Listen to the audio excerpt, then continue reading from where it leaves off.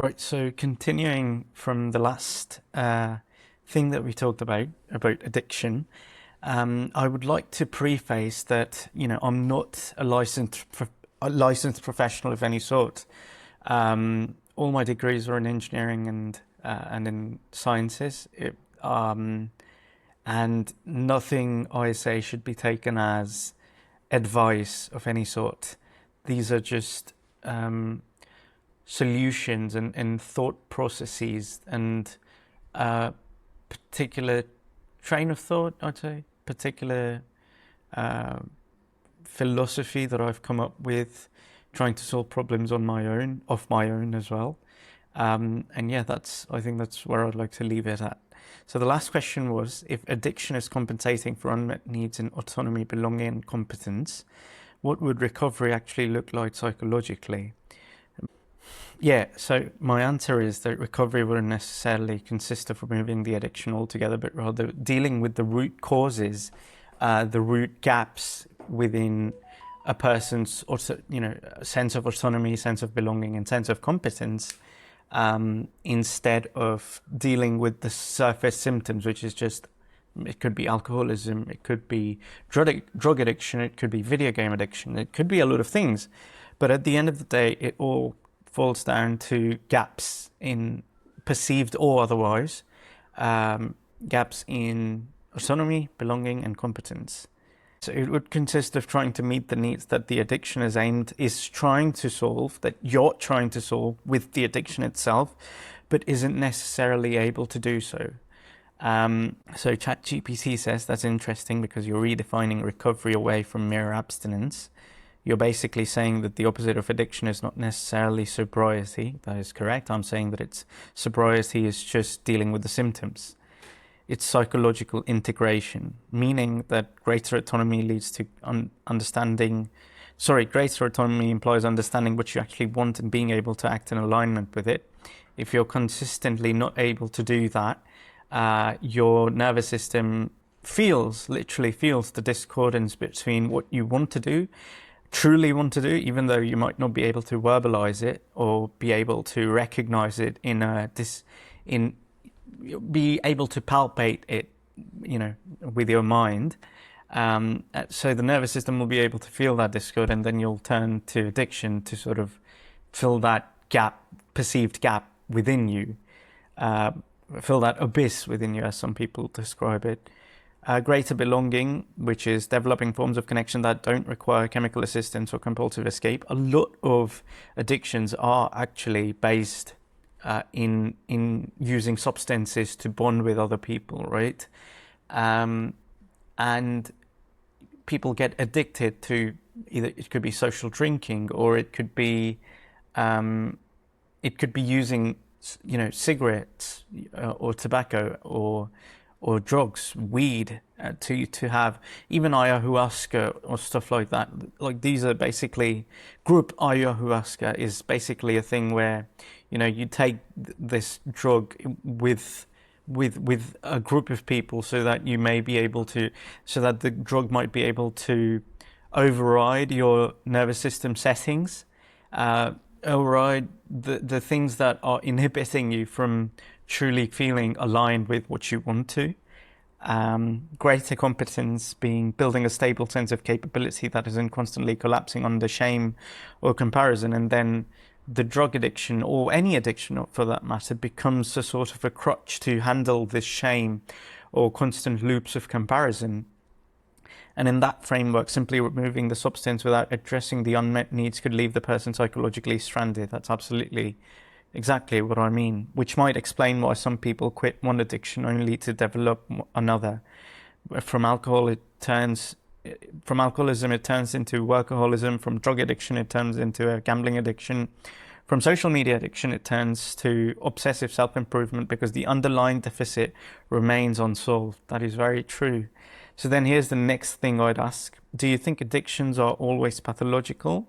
Or can they sometimes begin as intelligent adaptations to unbearable environments that later become destructive through over-reliance? That's exactly it. Because, for example, if we take social bonding, initially you would feel anxious and sad to be anxious, let's say you use drinking, you use alcohol as a way to sort of reduce your inhibitions, reduce the tightness that you feel in your chest before opening up to others. Let's say you're using alcohol or substances of any sort to deal with that, and then you're finally able to open up with them, but now it becomes a crutch because you feel like you need to use that in order to be able to open up to them, when in reality what you probably need is someone helping and guiding you, into vulnerability without the use of substances. So it starts off as an intelligent adaptation to your situation, but then it just becomes the solution, the assumed solution to that.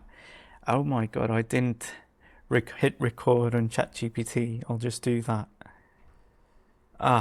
That's unfortunate. Let's just repeat it for ChatGPT. Yes, so for example, if you take social bonding and social drinking, then you have anxiety and you use alcohol to sort of lower your inhibitions, to reduce the tightening in your chest that you feel before opening up to people. And then you are able to open up to people in a group setting by drinking alcohol.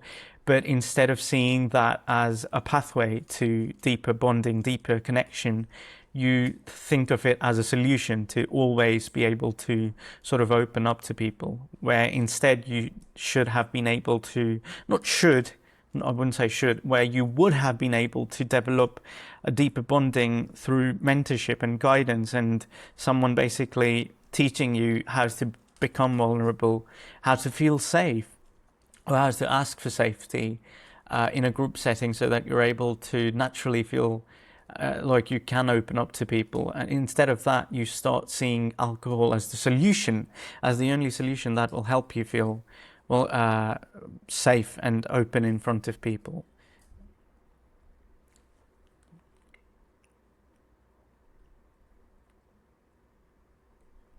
So ChatGPT's response to that is, this is a really precise distinction you're pointing at, and it matters a lot.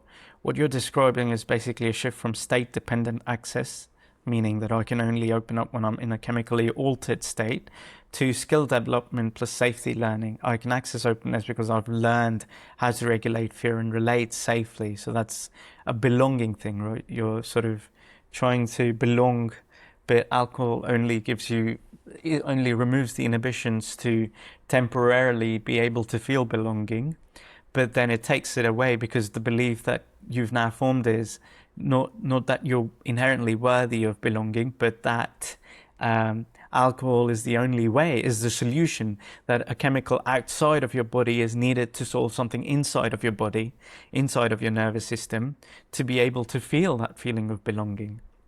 In your example, alcohol initially functions as a bridge across social anxiety. It reduces inhibition, quiets threat signals, and makes connection feel temporarily possible. In terms of self-determination theory, it temporarily simulates belonging by lowering the internal barriers that block it. But the key shift you're pointing out is this, that at first it's merely an assistive tool, but later it becomes a substitute for development. So instead of this helps me access connection while I'm still learning how to feel safe, it becomes, this is what I need in order to connect at all. And that second framing quietly blocks the very thing it was helping with in the first place. Because the real missing piece you're identifying isn't alcohol versus no alcohol, it's the absence of internalized safety building experiences. Learning that vulnerability doesn't always lead to rejection, experiencing gradual exposure to openness without collapse, and having at least one or two stable relational contexts where you can practice being seen without threat. So alcohol can accidentally freeze the system at the assist stage instead of allowing the person to build the underlying capacity.